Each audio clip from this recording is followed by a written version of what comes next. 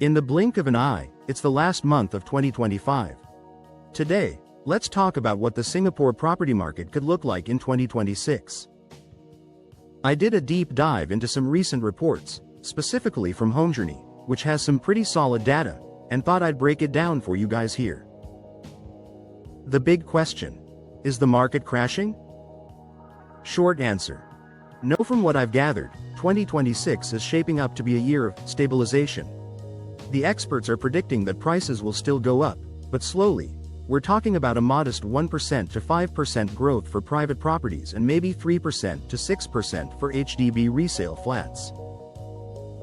It's a soft landing, which is honestly good news for most of us who just want a stable place to live without worrying about a bubble bursting. HDB market. More flats coming, so prices may cool a bit. This is probably the most interesting bit for my friends looking for a resale flat. In 2026, a huge chunk of BTO flats are hitting their 5-year minimum occupation period, MOP. We're looking at around 13,627 units entering the resale market. That's a big jump from the approximately 7,454 units in 2025, almost double. For buyers, if you can afford to wait a bit, you might have way more options next year. More supply generally means sellers can't be as yaya papaya with their asking prices. You might actually get some negotiating power back. For sellers, if you're thinking of selling, you might want to move fast. Once all your neighbors list their flats in 2026, competition is going to get stiff. You don't want to be the one holding the bag when 50 other 4-room flats in your estate go on sale at the same time. But don't get me wrong, nicer units in central or super convenient locations will always have fans. Okay, moving on to private property. If you were hoping for condo prices to drop so you can snap up a cheap investment unit, don't hold your breath. New launches in prime areas are looking at prices north of $2.5 million.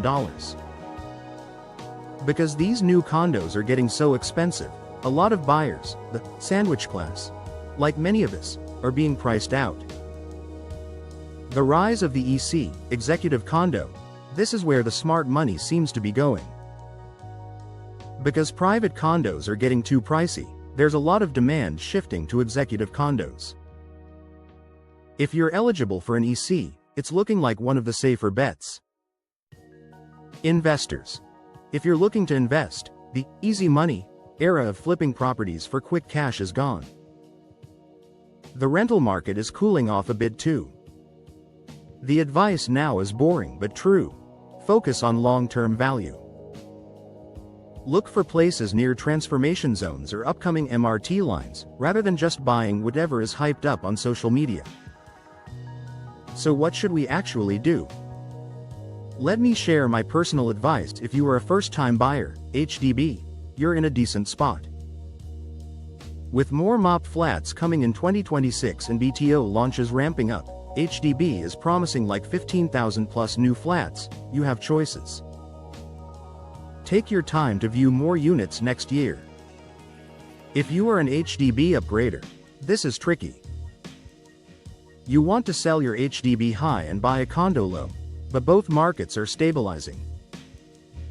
If you have a BTO hitting MOP soon, selling before the 2026 supply flood might get you a better price. But make sure you have your next home lined up because condo prices aren't dropping. If you are an investor, be super selective.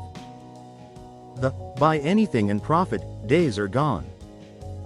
Look for value buys. Maybe resale condos that are lagging behind the new launch prices, or ECs that are about to privatize.